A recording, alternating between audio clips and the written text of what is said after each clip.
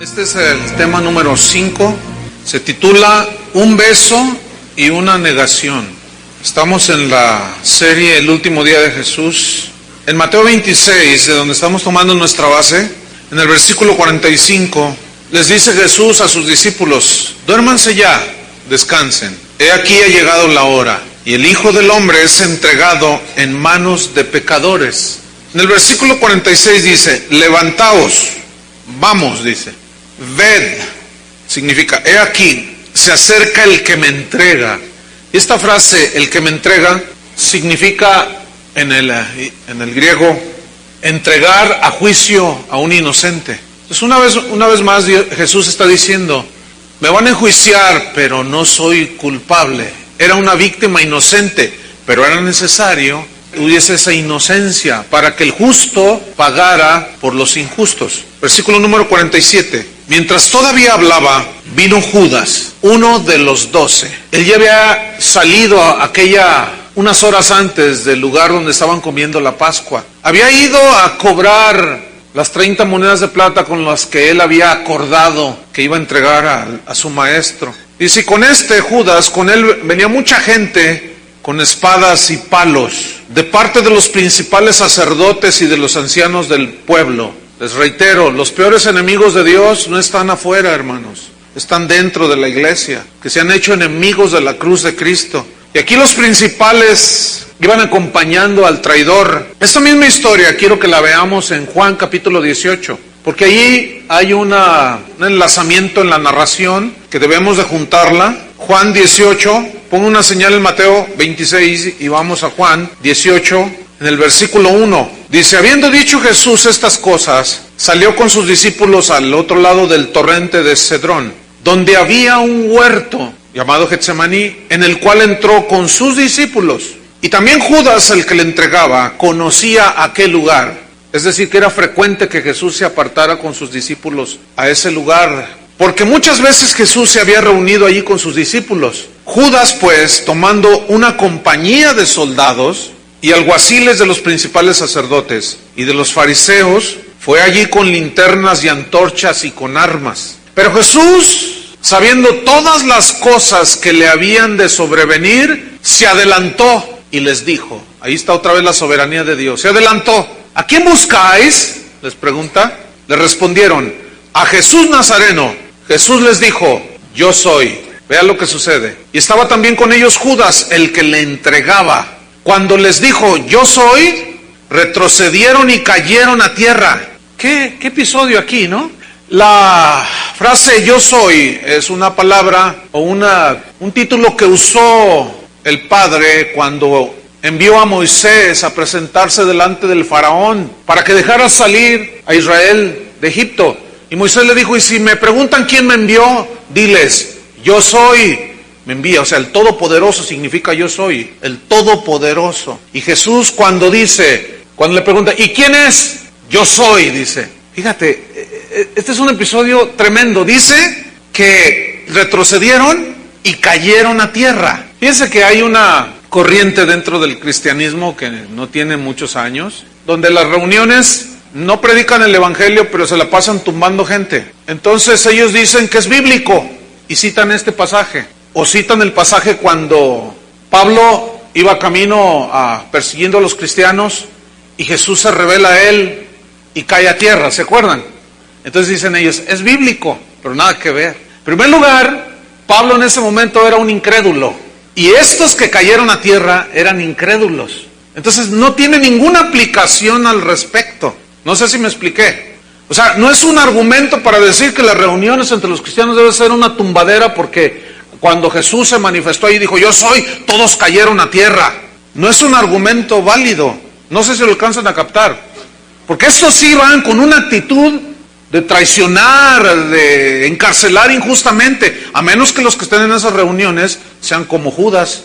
Por eso se caen, no lo sé, nada más estoy especulando. Pero sigamos leyendo. Versículo 7. Volvió pues a preguntarles, ¿a quién buscáis? O sea, se caen todos y Judas también, suelo. Y se levantan, ¿no? Todos así, sacudiéndose el polvo, no sé, aquella escena. Y volvió pues a preguntarles, ¿a quién buscáis? Y ellos dijeron, a Jesús Nazareno. Yo quiero que noten cómo nada impactó su corazón ante semejante escena. Ellos sintieron el poder de Dios, pero no para salvación. Entonces les pregunta, ¿a quién buscáis? A Jesús Nazareno, dicen. Ellos venían a lo suyo. Versículo número 8, respondió Jesús, os he dicho que yo soy, pues si me buscáis, dejad ir a estos, para que se cumpliese aquello que había dicho, de los que me diste, no perdí ninguno. Yo quiero que note cómo a pesar de lo que estaba sucediendo en ese momento, Jesús sigue protegiendo a los suyos. Ok, yo soy, pero dejen ir a estos no tienen que ver nada con lo que va a suceder en este momento. Este es un asunto individual, déjenlos ir, y hasta ese momento los defendió, hasta el final, lo cual sigue haciendo con sus hijos. Él es nuestro intercesor, Él es nuestro abogado y sigue defendiéndonos, hermanos. ¿Cuánto le dan gracias a Dios? Versículo 10, entonces Simón Pedro, vea la escena, que tenía una espada, la desenvainó e hirió al siervo del sumo sacerdote y le cortó la oreja derecha, y el siervo se llamaba Malco. Pregunta, ¿qué hacía Pedro con una espada? Bueno, eso lo vamos a contestar más adelante. ¿No sería que él siguió confiando en sí mismo? ¿No sería que de pronto entendió en la carne que Jesús iba a ser apresado y dijo, no, yo lo voy a defender? Y fue y consiguió una espada, que en realidad no era una espada larga, sino era la machaira, que era un puñal corto, pero muy puntiagudo, pero muy filoso, de 2 filos. Y con ese le asestó un golpe al siervo del sumo sacerdote, que aparentemente iba de los primeros. Pero él tiró a matarlo, pero solo logró cortarle una oreja. Volvamos a Mateo, para seguir leyendo sobre el beso de Judas. Entonces versículo 48 dice, y el que le entregaba, o sea Judas, Mateo 26:48, les había dado señal diciendo, al que yo besare, ese es, prenderle. 49, y enseguida se acercó a Jesús y dijo, salve maestro, y le besó. Fíjense, qué impresionante escena. Judas se acercó cara a cara con Jesús. El hecho de que alguien se acerque a Jesús no implica forzosamente que es nacido de Dios. La prueba está aquí. Lo cual nos ayuda a entender que no solo porque alguien va a una iglesia cristiana, ya automáticamente es cristiano. No por el hecho que alguien se bautice, ya lo hace automáticamente cristiano. No por el hecho que alguien lea las escrituras, lo hace automáticamente cristiano. Judas estuvo tan cerca de Jesús, pero nunca se arrepintió, nunca nació de nuevo, nunca fue hijo de Dios. Así es que si una persona supuestamente va a una campaña por una simple oracioncita, le digo yo a veces, no menospreciando la oración, sino el acto de creer que algo nada más así, no les predican el evangelio, les dicen cualquier cosa, levanta tu mano, repite esa oración, ya eres hijo de Dios, dicen, pero sigue viviendo en adulterio, siguen viviendo en fraude, no dan frutos dignos de arrepentimiento. ¿Serán hijos de Dios? Porque por sus frutos se conocerán, dijo Jesús. Entonces él se acercó de tal manera que cuando está cara a cara con él le dice, salve maestro. Pero esa frase, salve maestro, en el griego significa mostrar alegría de ver a alguien. Entonces, en otras palabras, lo que le está diciendo es, qué gusto verte maestro. Qué cinismo, ¿no? Qué gusto de verte. Es como cuando tú le caes gorda a tu vecina, le caes mal a tu vecino y compañero de trabajo, a ti te cae gordo, qué sé yo, y cuando lo ves, hola, ¿qué tal? Qué gusto verte. No, hermano, no podemos manejarnos de esa manera. Simplemente dile buenos días, pero no le digas qué gusto, porque esa es una hipocresía que no se tolera. ¡Qué gusto verte, maestro!, le dice, y le besó. Pero el término griego habla de que le dio un beso y luego le dio otro. Era costumbre dar 2 besos en la mejilla, en las mejillas, uno aquí, otro acá. Todavía se estila en aquellos lugares, en algunas partes de Sudamérica. También cuando nosotros llegamos a Argentina, el primer día me quedé helado porque me presentan un pastor y me da 2 besos. Y yo me quedé así, ¿no? Y yo creo que notaron la reacción. Yo me quedé, me saqué de onda, ¿no? Y dice, ay pastor, pues es que acá es una costumbre que tenemos. En aquellos lugares los hombres se besan 2 veces. Y yo llegué a ver a papás besar a su hijo en la boca. Son costumbres simplemente, que yo tardé mucho en asimilar. Entonces, pero aquí el término era que le besó una vez, le besó otro, lo cual era una exageración. O sea, como diciendo, para que no se equivoquen, Estés. No, qué tremendo este tipo. Versículo 50, y Jesús le dijo, amigo, ¿a qué vienes? Amigo. Aquí la palabra que se usó para traducir amigo es una palabra que significa literalmente compañero, así como decir camarada, compañero de equipo, vamos. Pero no necesariamente amigos, porque en otra parte del Evangelio Jesús les dijo a sus discípulos, vosotros sois mis amigos si hacéis lo que yo os digo. Y ahí utilizó otra palabra, el evangelista. Ahí utilizó un derivado de fileo. O sea, ahí amigos es leal, amor leal entre dos amigos. Y aquí, amigo, habla de un simple compañero. Es como esto. Tú estás en tu trabajo, hay 1000 empleados, entonces ellos son tus compañeros, pero no son tus amigos. ¿Están entendiendo? Entonces aquí ese término es compañero. O sea, anduviste aquí en la compañía con todos los discípulos, pero no era su amigo leal. Versículo 50, entonces se acercaron y echaron mano a Jesús y le prendieron. Pero uno de los que estaban con Jesús, es decir, Pedro,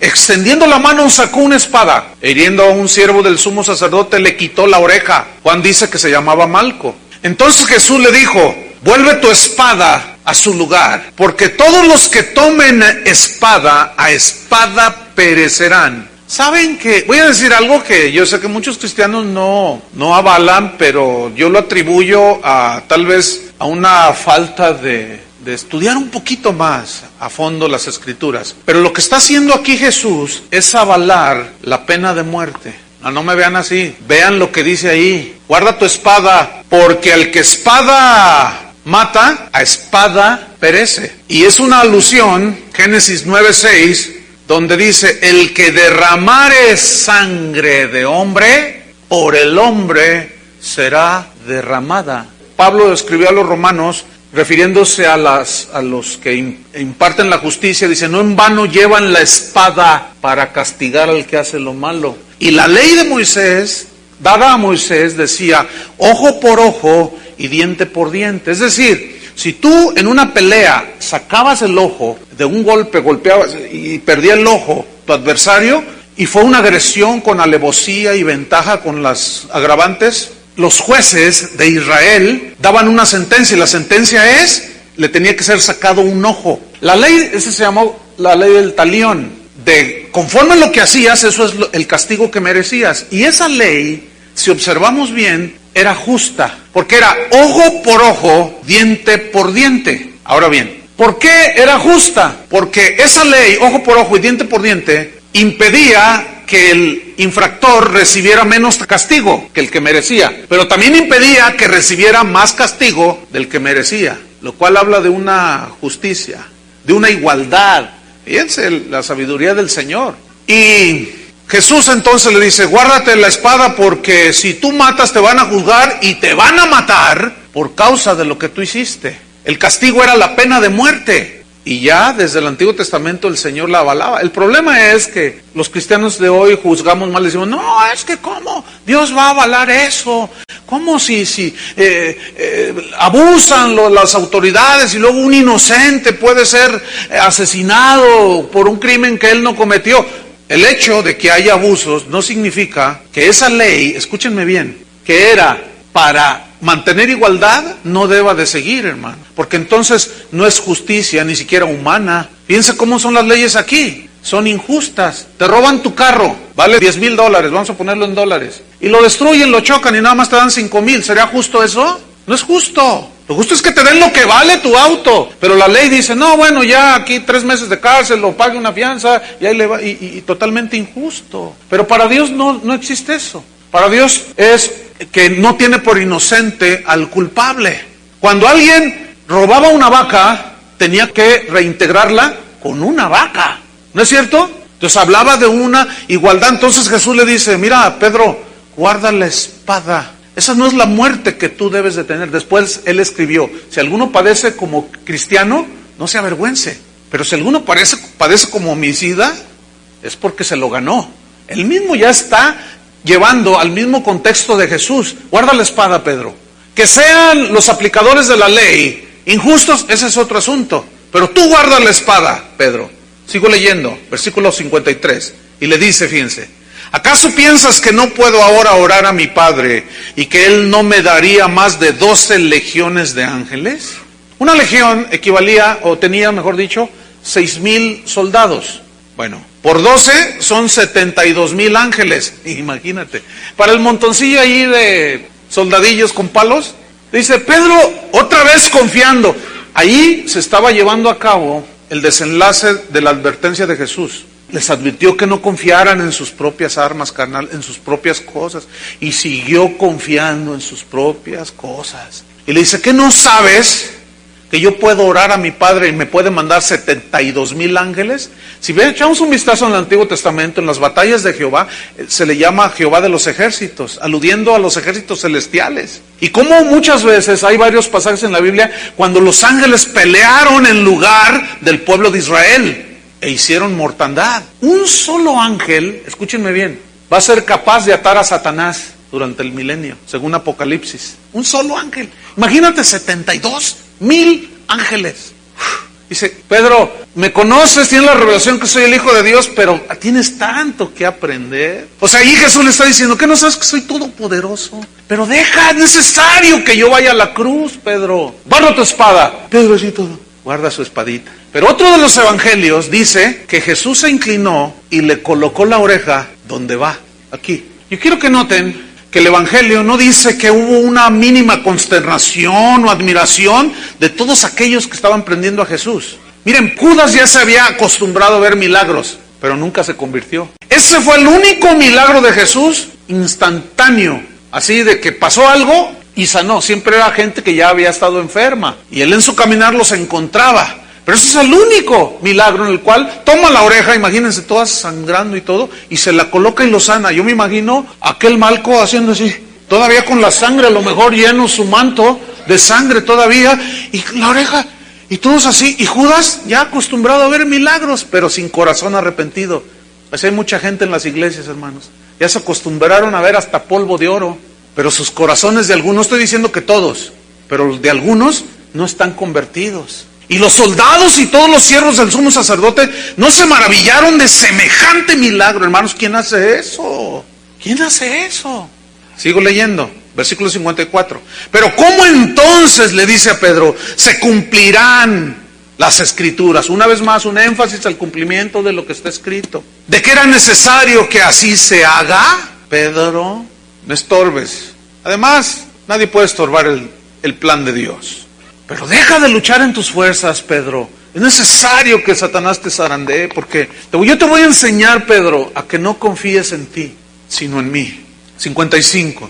En aquella hora dijo Jesús a la gente, ¿como contra un ladrón habéis salido con espadas y con palos para prenderme? Cada día me sentaba con vosotros enseñando en el templo y no me prendisteis. Mas todo esto sucede para que se cumplan las escrituras de los profetas. Otra vez Jesús enfatizando la importancia de las escrituras. En una ocasión dijo, ¿a vosotros les parece que en las escrituras se encuentra la vida eterna? Ellas dan testimonio de mí y de la vida eterna. Una vez más les reitero, así como Jesús, hermanos, nosotros debemos de atender solamente a las escrituras. Ayer yo mencioné de que los cristianos no pueden ser posesionados por Satanás. No hay un solo versículo que asevere lo contrario. Sin embargo, por ahí llegó un correo que me decía, no es verdad lo que usted dijo, pastor. Hay muchos cristianos endemoniados. No, que se dicen cristianos. Se hacen pasar por cristianos. Porque el verdadero cristiano no puede ser posesionado por Satanás. Entonces, todavía no contesto ese correo. Pero la respuesta es muy simple. No me diga, porque me dice, no, es que el pastor fulano que fue a la India se encontró con unos cristianos todos endemoniados. Y otro pastor allá, y que Rebecca Brown también, y que no sé qué. Y empezó a decir allí de gente, predicadores que aseguran que los cristianos están llenos de demonios. Entonces yo le voy a contestar, si no es que está oyendo esta enseñanza. Y ya me ahorro el correo, ¿verdad? No, mi estimado. No me digas que el predicador fulano dice y asegura. Demuéstramelo con la Biblia. Nunca van a encontrar un caso de un cristiano posesionado, que inducido, asediado. Eso es diferente. Satanás anda como león rugiente, buscando a quien devorar, y ahí quien hace tropezar. Pero jamás un cristiano puede ser posesionado. Un día les voy a dar un estudio sobre eso, con toda la base bíblica para comprobarles. Entonces, si está lleno de demonios es porque no es cristiano. Fíjate, una vez hubo un evento de pastores y en plena reunión a uno de los pastores se le manifestó un demonio y empezó a echar espuma. Y empezó a hablar. Entonces unos dijeron, no, que los cristianos no pueden ser posesionados. Sí, pero resulta que el pastor no era nacido de nuevo, no era hijo de Dios. De que está en una reunión, Dios me dijo, dile a ese pastor que ya no le pegue a su esposa. Era ese. Entonces un pastor, Armando Alducin, lo liberó, le sacó el demonio. Entonces los demás, algunos dijeron, ay, pero entonces ¿cómo? Es pastor, sí, pero el hecho de ser pastor y predicar no significa que es nacido de nuevo. ¿Están entendiendo? Judas estuvo con los 12. ¿Qué mejor ejemplo que ese? A Pedro lo zarandeó Satanás, pero a Judas se le metió Satanás, que es muy distinto, hermano. Versículo 57. Los que prendieron a Jesús le llevaron al sumo sacerdote Caifás, donde estaban reunidos los escribas y los ancianos. Mas Pedro le seguía de lejos. Noten cómo va haciéndose una separación. Primero estaba tan cerca ahí en el huerto, lo vio sudar como grandes gotas de sangre, lo escuchó orar y de pronto se va alejando, pero no se alejó totalmente. ¿Notan? Iba de lejos, pero no se había ido de Jesús, lo seguía. Así es el cristiano, el nacido de Dios, que se tropieza, peca, pierde la comunión con el Señor y se aleja cierta distancia, pero el Señor nunca lo abandona. Pero el cristiano es vuelto porque comienza a sentir la agonía de ese corte de la comunión con Dios. Tarde o temprano vuelve, como el hijo pródigo, ¿se acuerdan? Volvió al seno del Padre, reconociendo que había tomado una mala decisión, había pecado. Entonces dice que Pedro le seguía de lejos hasta el patio del sumo sacerdote, y entrando se sentó con los alguaciles para ver el fin. En el Evangelio de Juan, dice que Juan conocía a uno de los alguaciles de los allí, y Juan tenía sus influencias. Entonces Juan hizo, al hablar con uno de los encargados allí, que Pedro y él mismo Juan entraran al lugar donde estaban juzgando a Jesús y lo estaban mirando de lejitos. Entonces dice que Pedro se sentó con los alguaciles para ver el fin. Él estaba viendo, no sé, tal vez estaría a 50 metros, 30 metros, pero se sentó con ellos ahí, fíjate. ¿Qué sigue? Versículo 58. Se sentó con ellos. De ser una protagonista, pasó a ser un espectador. ¿Entienden la diferencia? Y tú y yo debemos de ser protagonistas del Evangelio. No en el sentido negativo, obviamente, ¿no? Sino protagonistas de que debemos de vivir el Evangelio. No solamente oírlo y ser espectadores de lejos. No, sino protagonistas. Que estamos involucrados verdaderamente. Versículo 59. Y los principales sacerdotes y los ancianos y todo el concilio buscaban falso testimonio contra Jesús para entregarle a la muerte. 60. Y no lo hallaron. ¿Por qué no hallaron? Porque no había nada digno de muerte. Por eso no lo hallaron. Entonces, ¿qué tuvieron que hacer? Al no hallarlo, aunque muchos testigos falsos se presentaban, no hallaban cómo acusarlo. Pero al fin, dice, vinieron 2 testigos falsos. Vinieron 2 testigos falsos. Ahora, quiero que ponga atención. ¿Por qué dice falsos? Y en el versículo 61, dicen ellos algo que Jesús había dicho. ¿Y por qué dice Mateo que eran falsos? Vamos a explicar por qué, versículo 61. ¿Qué dijeron esos 2 testigos falsos? ¿Qué dijeron? Este dijo, puedo derribar el templo de Dios y en 3 días reedificarlo. Eso lo dijo en Juan 2:19. La pregunta es, ¿Jesús dijo eso? Sí, pero ¿por qué dice la Biblia que eran falsos testigos? ¿Saben por qué? Porque usaron eso fuera de contexto. Porque él no dijo que iba a derribar literalmente ese templo, de lo cual los israelitas se sentían orgullosos. Mira las piedras del templo, ¿recuerdan? Este templo en 3 días lo derribo, dice, y en 3 días lo reedifico. Pero dice claramente en el Evangelio de Juan, capítulo 2, que se refería a su cuerpo. Entonces, ¿qué hicieron esos falsos? Tomaron esas palabras de que iba a derribar el templo, las sacaron fuera del contexto. Por eso dice que eran testigos falsos. Y eso es exactamente lo que hace Satanás con la palabra de Dios. Y eso es exactamente lo que hacen los hijos de Satanás con la palabra de Dios. La siguen sacando del contexto. Y son falsos. ¿Entendieron? ¿Qué más? Vamos a poner una señal ahí. Vamos a Deuteronomio 16. Respecto a los testigos, ¿cómo debía hacer esto? Deuteronomio, capítulo 16, en el versículo número 18. jueces y oficiales pondrás en todas tus ciudades que Jehová tu Dios te dará en tus tribus, las cuales juzgarán al pueblo con justo juicio. Ya de aquí se ve cómo se puede juzgar con justo juicio. ¿Estamos? Ok, sigamos. Versículo 19. No tuerzas el derecho, no hagas acepción de personas, ni tomes soborno, porque el soborno ciega los ojos de los sabios y pervierte las palabras de los justos. La justicia seguirás para que vivas y heredes la tierra que Jehová tu Dios te da. ¿Cómo debía de ser todo el asunto de impartir justicia? Con equidad, ¿no es cierto? ¿Qué estaban haciendo ellos? Estaban siendo injustos, estaban violando los principios judiciales. ¿Qué estaba haciendo entonces aquí Jesús? Estaba siendo juzgado de una manera, ¿cómo? Injusta totalmente, hermano. Yo quiero poner énfasis aquí en el versículo 19. Dice, no tuerzas el derecho, no tomes soborno, porque el soborno ciega los ojos de los sabios. Hace unos días, hace no mucho, durante una famosa maratónica, que por allí se hace, presenciaron mis ojos de lo más asqueroso y horrendo que yo he podido ver, hermanos. Les confieso que hasta mareo sentí de lo que yo estaba viendo y oyendo. ¿Saben qué vi? Vi a un supuesto pastor que tiene un jet. Él es un magnate eclesiástico y estaba enseñando de cómo hacer buenos negocios. Y sacó unos versículos de Proverbios donde dicen, el presente te abre todas las puertas.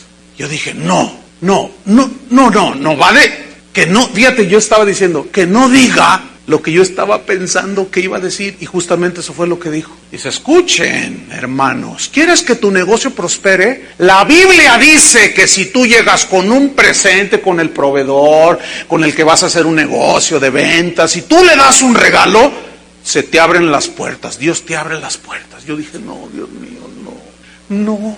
¿Saben a qué se refiere eso? ¿Cuántos saben a qué se refiere ese texto?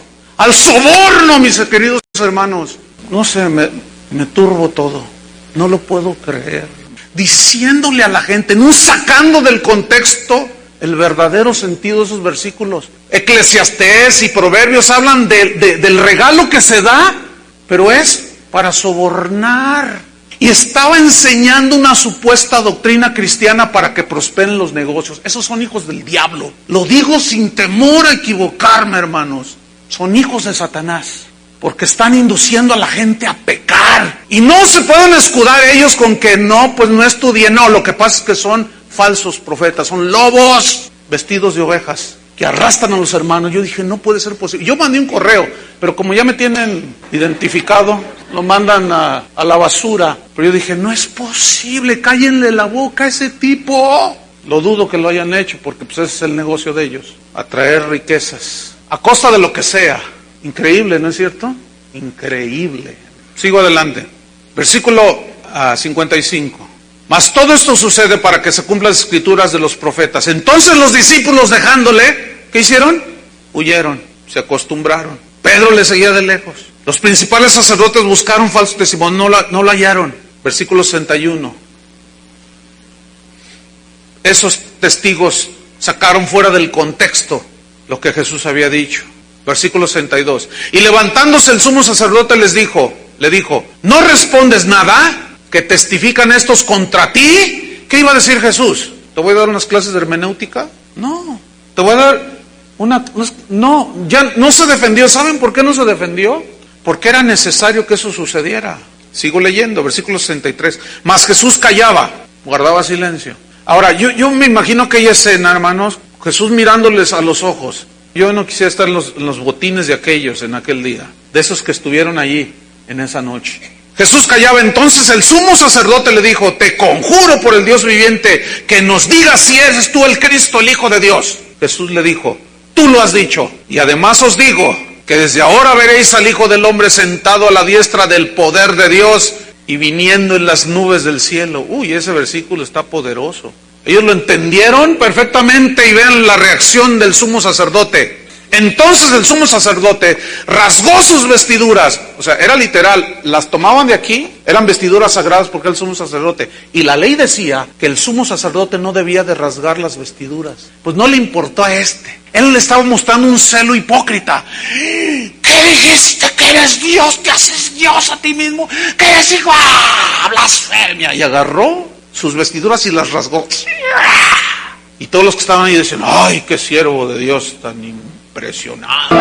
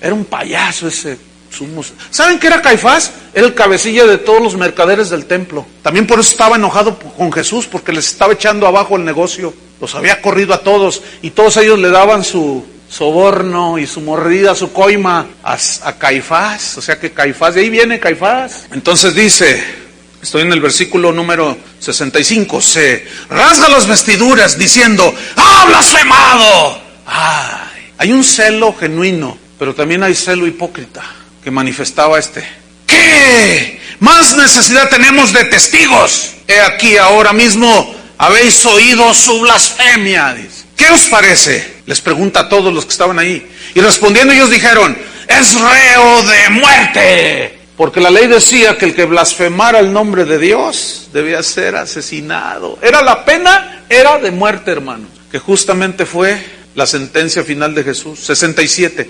Entonces, fíjate lo que comenzaron a hacer. Le escupieron en el rostro. Mira, una escupida no puede ser de mucha distancia para que caiga en el rostro. Tiene que ser de muy cerca. Yo no quiero ni imaginarme aquel día. No quiero imaginarme cuando el Señor los llame a aquellos que le escupieron a medio metro de distancia. No quiero ni pensar, mejor vamos adelante. De veras, es que no sé. No quiero ni pensarlo. Pero comenzaron a escupirle en el rostro. Pero no solo eso, le dieron de puñetazos. Escúchame bien, esa frase o esa acción era obviamente con el puño cerrado, pero es un golpe seco, hermano. Pero ¿sabes dónde le golpeaban? En el rostro. Lo cual provocó que en instantes sus ojos se cerraran de lo amoratado. Seguramente, por la golpiza que le pusieron, le rompieron la nariz. La sangre empezó a fluir. De seguro, aquí en los párpados se cortaron y empezó a sangrar. Eso es normal. Cuando alguien le da una golpiza a otro, ¿cómo está el rostro? Así. Se deforma todo el rostro. Entonces le dieron de puñetazos y otra vez no quisiera saber. Pero otros le abofeteaban, otros con la mano abierta lo abofeteaban. La bofetada tiene la intención más que de provocar un dolor, de avergonzar. Porque una bofetada suena bastante fuerte, ¿no es cierto? Así, una cachetada decimos nosotros acá. Es más con el propósito de avergonzar, de enseñorearse sobre el que se está bofeteando. Y dar el puñetazo se lleva la intención de herir. Entonces, de seguro Jesús fue derribado. Pero lo que hicieron ellos habla de que también le dieron puntapiés, hermano. Que ellos significa de que le dieron puntapiés a Jesús. Pero escúcheme bien, en sus partes nobles. Eso fue real. La película de la Pasión plasma, se quedó corta, vamos a seguir. Se quedó corta la película. Pero luego en el 68 diciendo, profetízanos, Cristo, ¿quién es el que te pegó? Y aquí profetízanos significa, adivinanos, adivina. En otros los evangelios dice que le pusieron un lienzo en los ojos, lo taparon y lo empezaron a golpear. A ver, profetízanos quién te está dando este puntapié, burlándose. Adivínanos quién es. Y todos riéndose. Versículo 69, Pedro estaba viendo todo eso. Pedro estaba sentado fuera en el patio y se le acercó una criada diciendo, tú también estabas con Jesús el Galileo. Mas él negó delante de todos diciendo, no sé lo que dices. Fíjate, no sé lo que dices. 71, saliendo él a la puerta le vio otra y dijo a los que estaban ahí, también estaba con Jesús el Nazareno. Lucas y Juan dicen que una de las que vio, descubre a Pedro, aparentemente era familiar, uno de los que vio y que cuestionó a Pedro, el varón que lo cuestionó, aparentemente conocía a Malco, y dijo, no, tú estabas en el huerto, yo te vi, en otras palabras, tú fuiste el primero que saliste a defender al Galileo, yo te vi, sacaste una espada y le cortaste la oreja al siervo, a Malco, yo te vi, tú eres, y él le hizo el loco. Ahí vemos, hermanos, el final de la advertencia que Jesús les había hecho, no confíen en ustedes mismos. Cada vez que nosotros lo hacemos, es un tropezón que nos damos, hermano. Dios nos ha dado a todos, sin excepción, nos ha dado talentos, dones, habilidades, ¿sí o no? Algunos parece que más que a otros.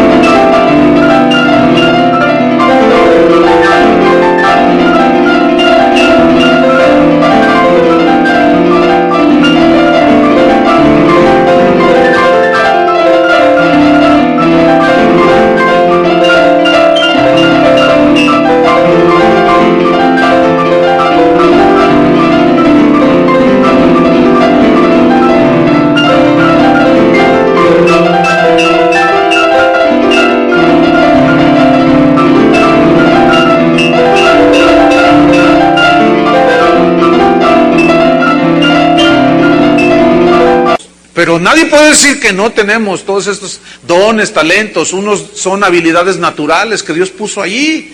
Otros son dones del Espíritu Santo, habilidades motivadas por el Espíritu Santo o dadas por el Espíritu de Dios. Pero fueron dadas por Él, hermano. Y no debemos de confiar en nosotros mismos. Y cada vez que yo confío en mi habilidad para hacer esto, para hacer aquello, estoy en peligro de tropezar. Y necesito una zarandeada. Sigo leyendo. Él negó, no sé lo que dice, 71, saliendo él a la puerta le vio otra y dijo a los que estaban allí, también estaba con Jesús el Nazareno, pero él negó otra vez con juramento, no conozco al hombre, fíjate, juró. Jesús en el Sermón del Monte dijo, no juréis ni por el cielo ni por la tierra, por nada, ni por las cosas sagradas, no juréis, sea vuestro sí, sí, vuestro no, no. Porque lo que es más de esto, de mal viene, de mal procede. Pero en el Antiguo Testamento se podía jurar. En el nombre de Dios decían.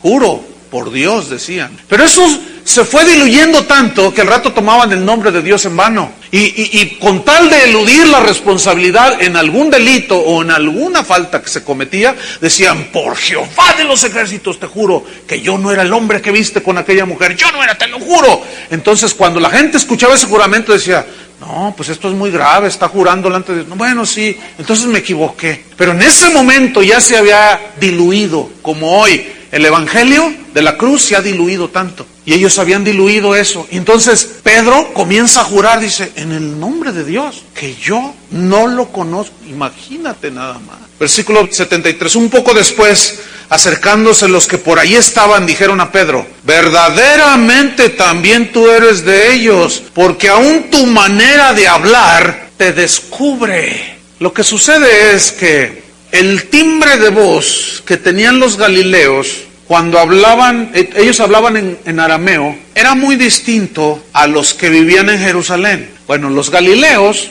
tenían una expresión, ¿sí?, que distinguía al acento de los que vivían en Jerusalén. Entonces, como a Jesús lo ubicaban como Galileo, ¿sí?, que era Galileo ciertamente, como andaba con Jesús, dijeron, no, tu manera de hablar te delata, o sea, tú eres Galileo como él.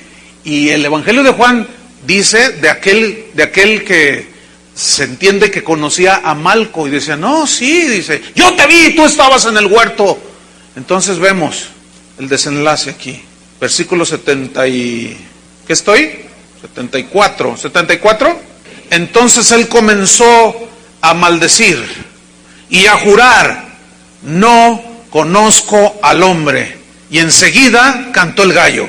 Miren, aquí donde dice que él comenzó a maldecir y a jurar, no significa, como en algún momento yo lo llegué a entender por falta de estudio, pero descubrí que este maldecir no era lanzar malas palabras como nosotros lo entendemos, o unas tremendas vigas, o unas tremendas palabras soeces. No, lo que el término griego está hablando es que él estaba maldiciéndose a sí mismo, pero jurando, diciendo, maldito soy si yo lo conozco. Es muy distinto, y eso se te aclara cuando estudias en el griego. Entonces, fíjate hasta dónde llegó. Sobre mí es una maldición, maldito soy un hombre maldito, y lo juro, yo no lo conozco. Wow. Ahora, aquí quiero terminar con la enseñanza, ya es el desenlace, porque quiero que noten en el versículo número 74. Entonces comenzó a maldecir y a jurar, no conozco al hombre, y enseguida cantó el gallo. Hay algunos escritores como Flavio Josefo del primer siglo, otros como Eusebio en el segundo, parte del tercer siglo, que eran historiadores, escribían la historia de esos tiempos, y había una historia referente a este episodio en la vida de Pedro. Esto no está en la Biblia, está en los escritos que hacían los historiadores, pero los que conocían a Pedro y que estaban cerca de Pedro, vivieron cerca de Pedro, lo que le restó de vida, decían que lo vieron a Pedro muchas veces llorar cuando escuchaba que algún gallo cantaba. Qué increíble, ¿no? O sea que eso quedó tan tremendamente grabado. ¿Saben por qué cuando el Señor perdona todos nuestros pecados no borra lo que hicimos de nuestra memoria? ¿Saben por qué? Para que no se nos olvide de dónde salimos, para que no se nos olvide de qué somos capaces.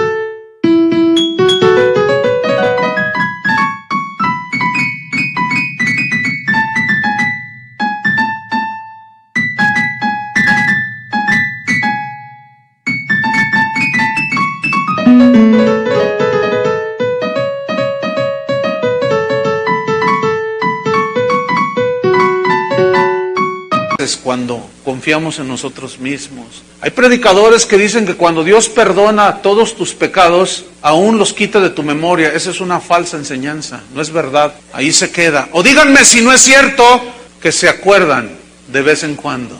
Nada más que esos recuerdos ya no son de condenación. Dios me da sabiduría para explicar. Ya no son de condenación que Dios me va a juzgar, sino, escúchenme bien, de dolor por haber pecado. Yo no sé si les pasa eso a ustedes. A mí sí me pasa, fíjense. A veces, cuando menos me lo espero, de pronto viene un pensamiento de algo que yo hice. A veces es el acusador, Satanás, pero le hemos vencido por medio de la sangre del Cordero, es decir, que su sacrificio, su sangre nos limpió de todo pecado. No que la sangre de Cristo, invoco las... No, ya expliqué, eso no tiene base bíblica. Entonces, a mí me ha pasado. Y viene a mi mente y digo, ¿yo cómo pude haber hecho eso? Y me duele. Después de 30 o 40 años haber hecho aquello. Pero es un dolor por haber fallado que ya está solventado, vamos. Pero ¿por qué Dios no borró eso de nuestra mente? Pero escúchenme bien, ¿por qué Él sí dijo, no me acordaré más de sus pecados? Escuchen bien esto, es una buena noticia.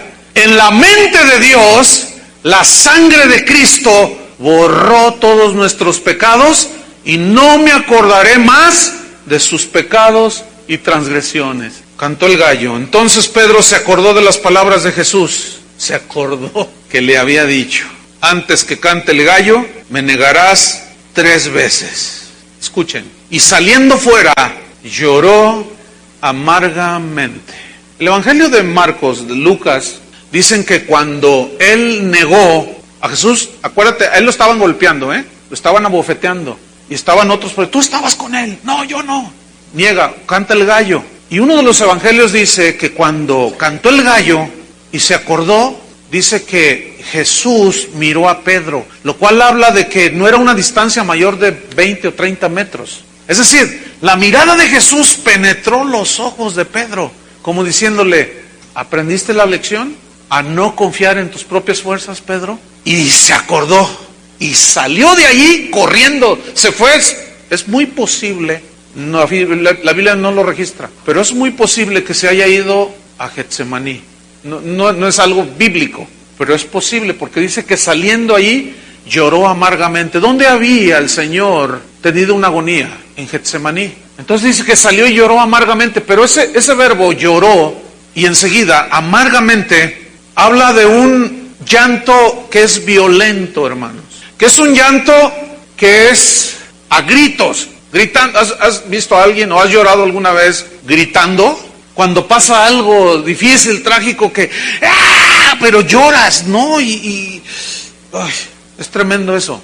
Entonces él salió y comenzó a llorar de una manera violenta, así, habla de un sufrir también, y de una presión también emocional, y decir, yo lo hice, pero gritando, hermanos, ¡no! Amargamente, habla de un profundo dolor por haber pecado. Y con esto termino, hermanos. Pongan atención. La diferencia entre la traición de Judas y la negación de Pedro es abismal. ¿Por qué? Porque Judas lo planeó y Pedro fue circunstancial, no fue planeada. Esa es la gran diferencia entre un nacido de Dios y uno que no es hijo de Dios. El que es nacido de Dios no puede planear semejante traición, semejante cosa. Por eso dice la Biblia que los hijos de Dios, si alguno hubiere pecado, habla de algo eventual, circunstancial. Pero Judas no. Él desde que vio a Jesús, dijo, wow. Ese fue el inventor de las estrategias de mercadotecnia. Ese dijo, no, va a jalar gente, y donde hay gente hay dinero. Me preguntó alguien, pastor, ¿vamos a recoger ofrenda ahorita en la mañana? Le dije, no, ¿para qué? ¿Para qué, verdad? ¿O quieren que le recojamos una ofrenda? Un generoso dijo acá, amén, dice. Pero así como entre queriendo y no. No, porque esta es una reunión extraordinaria. O sea, no. Pero hay quienes se aprovechan. Yo he estado, yo lo he presenciado en eventos donde hasta 5 a 7 veces recogen la ofrenda en un día. ¿Cuántos, levanten la mano, han estado en un lugar así? Un montón de ustedes. ¿Y qué estaban haciendo ahí, por cierto? ¿Traicionando a Cristo o qué? Y se aprovechan estos tremendos. Jala gente. Imagínate, se le juntaron 5,000 sin contar las mujeres y los niños. Y dijo, no, hombre, si ahorita se juntara una ofrenda, ay, podría realizar mi ministerio de una manera maravillosa. Pero resulta con que les dio de comer gratis. Sin embargo, él dijo, no, es que aquí sí hay de dónde. Todo lo planeó, hermanos. Era un Judas traicionero, porque su naturaleza era traicionera. ¿Saben cuál es la naturaleza del no nacido de nuevo? Traicionar, hermanos.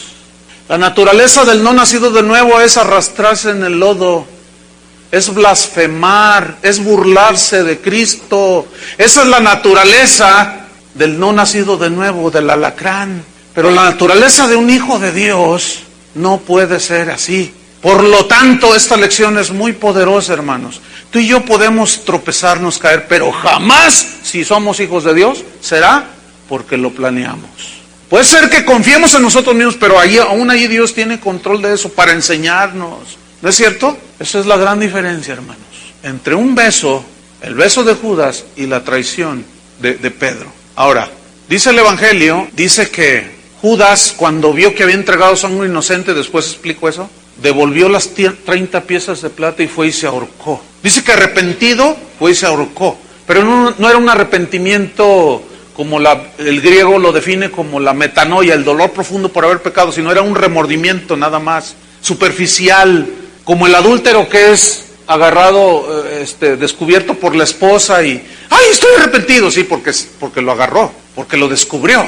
Pero ¿por qué no se arrepintió antes? Sino hasta que lo descubrió. Entonces es un arrepentimiento superficial, mental, intelectual, mas no espiritual. Y el llanto de Pedro fue diferente. El arrepentimiento de Pedro fue genuino y no tomó justicia por sí mismo. Dejó que la sangre de Cristo, que iba a ser derramada en unas horas más, lo limpiara de todo pecado. Y él fue el que escribió que hemos sido rociados por la sangre de Cristo para perdonar nuestros pecados. Oremos, hermanos. Gracias te damos, Señor.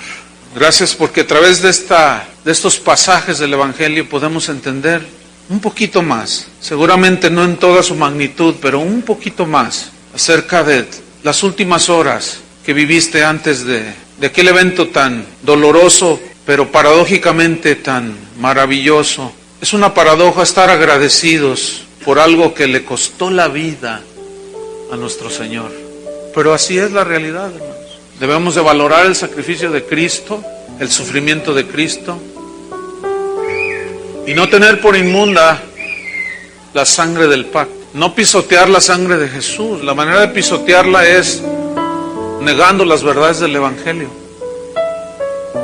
Tener en menos el sacrificio de Jesús, jugando al cristiano.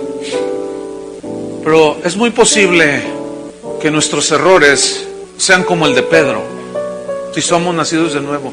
No es algo planeado. Tal vez el mundo nos ha seducido, la tentación ha sido fuerte y estás luchando. Luchaste, pero caíste. Caímos, nos tropezamos. Pero recuerden, nunca se nos olvide que la sangre de Jesucristo, su Hijo, nos limpia de todo pecado. Porque nuestra naturaleza ya no es la de practicar el pecado. Nuestra naturaleza es la de santificarnos.